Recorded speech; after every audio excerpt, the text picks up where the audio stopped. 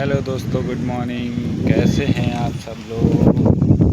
उम्मीद करता हूँ कि आप सब स्वस्थ होंगे, मस्त होंगे और हम भी एकदम मस्त हैं। सुबह सुबह मॉर्निंग वॉक पे आ चुके हैं। तो सबसे पहले आप सभी को मेरी तरफ से रक्षाबंधन की हार्दिक बधाई एवं शुभकामनाएँ।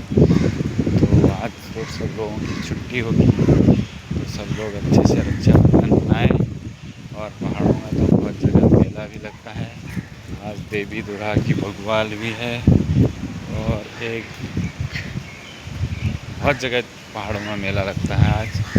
तो जो लोग घर गए हुए हैं अपनी बहनों से राखी बंधवा रहे होंगे और मेला देखने जा रहे होंगे, तो आप लोगों को बहुत बधाई। एंजॉय करिए और अच्छे से राखी के त्यौहार को मनाइए। तब तक के लिए बाय बाय। फिर से एक बार हैप्पी रक्षाबंधन।